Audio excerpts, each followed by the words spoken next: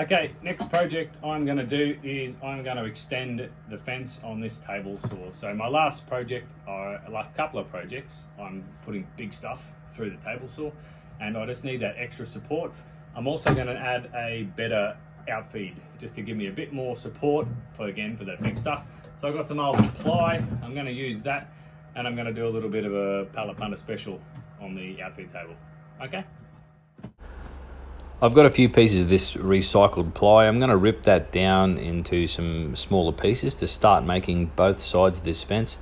I'm pretty much going to make it up as I go because you all know that's what I do.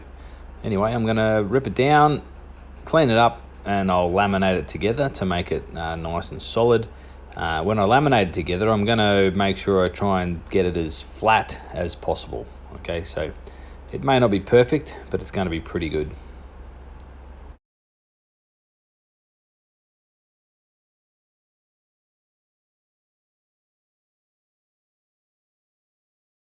So to help me keep this lamination nice and square, I'm going to use my spirit level, and I've also got a little bit of angle steel. I'm going to clamp that on there as well, and then put as many clamps as possible because apparently that'll help me.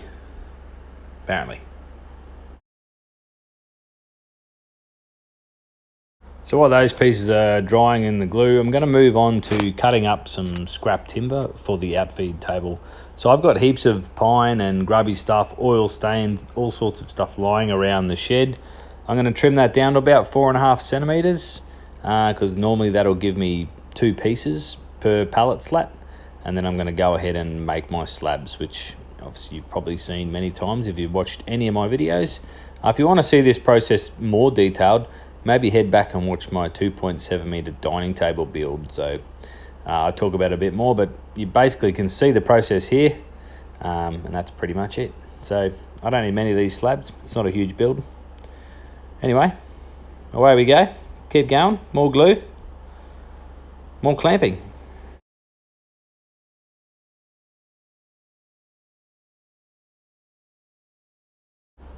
All right, back onto the fence that's out of the clamps. So I'm just squaring everything up, ripping it down into sizes. The basic plan is to have this extended fence slot down over the top of the existing fence so I can take it on and off as required when I do the big stuff. So I'm just using the dimensions of the existing fence to get it nice and square, nice and level before I start gluing and clamping and turning it into the fence.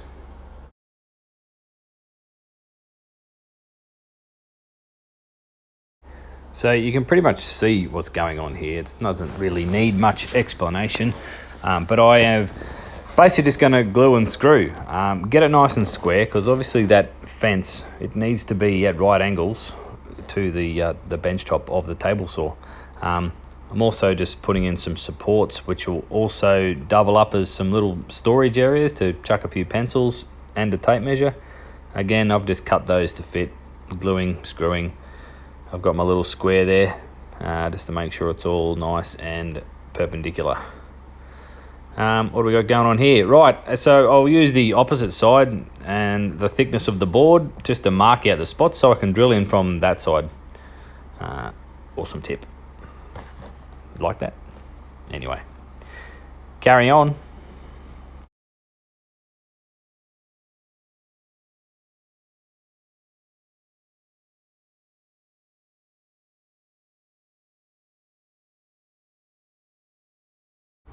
Checking square, countersinking, gluing, screwing.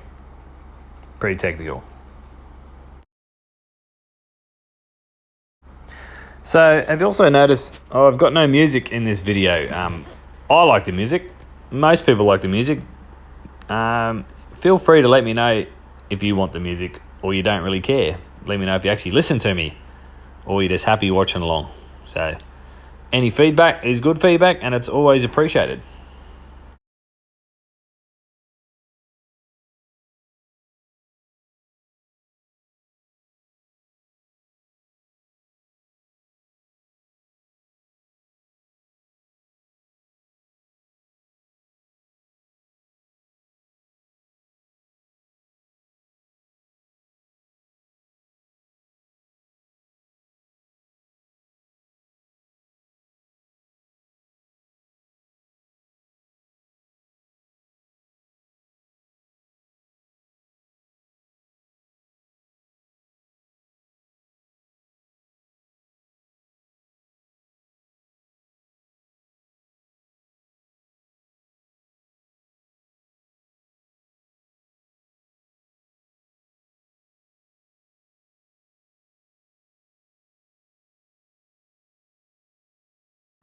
So that's the basic design. I'm just doing a little bit of a test fit here.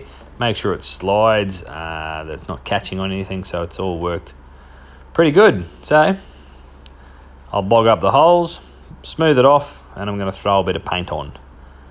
And that's pretty much how I built this fence. So next up will be the rest of the outfeed table coming at you.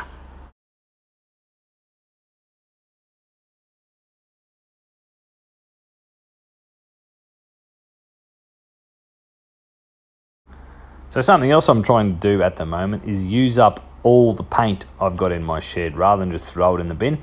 I've got this cool lime green colour, so that's what I'm running with because that's what I had.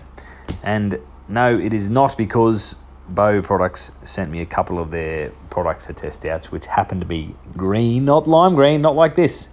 But they do look cool together, so I don't care. I love it. Okay, so this is my routine for straightening and flattening the edges of these slabs before the final glue and clamp. I do have a straightening jig video in my last bar build video. You can check that out if you want, but for this time, I'm giving these products their first test run, which were from Bow. I do love the extra long push stick, and it's got those rubber tips. They are fantastic for grip.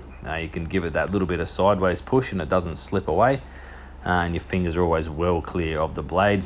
The feather boards, I've hardly ever used those before. In fact, I've never used those before, but it's just something that I'm now putting into the workflow, as well as the safety aspects. It obviously helps with getting better cuts. So that was pretty cool that they sent me that to test out, and I'm more than happy to throw plenty of plugs their way because I'm very appreciative.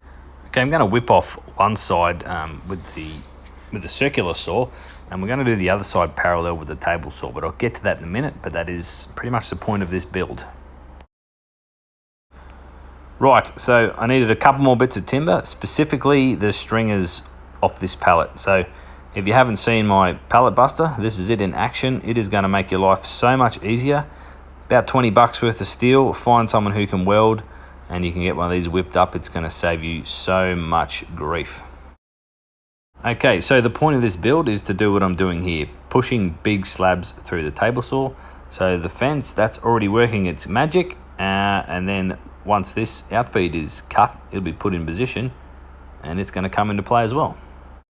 Okay, one of the final steps, I'm just cutting some rebates, which will be that run out the end of those table saw rebates, grooves, checkouts. I don't know their actual name. You know, the little tracks, so my miter sled and other things can move freely once it hits the outfeed table. So I've cut them a little bit wider and a little bit deeper than normal. I'm now just going to go ahead and fix this bench onto the two posts that were part of the original bench. It works out pretty good. You can just lay your spirit level across the table saw and just raise it up, nudge it into position until you get it nice and level, nice and flat, and then throw a heap of screws in and you're pretty much done.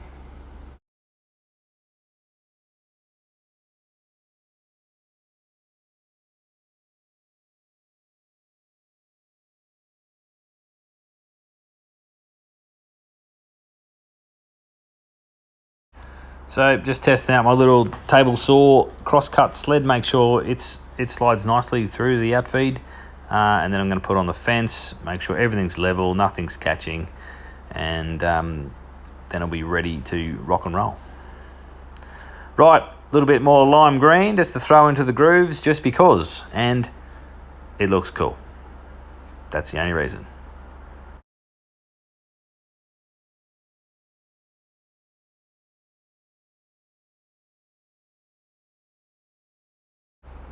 Okay, I'm also throwing a bit of oil-based poly on just to keep the weather off because this bench does sit near the garage door. I'm already giving this outfeed table a good workout, as well as the main goal to safely push big stuff through. It also has the obvious advantages. You push some timber through, it doesn't fall on the floor, you don't have to go around and pick it up. So that's pretty much it for this build. Looks pretty cool with a bit of colour, and it's a pretty handy addition to my workshop. Anyway, back into making some more furniture real soon. Thanks for watching along.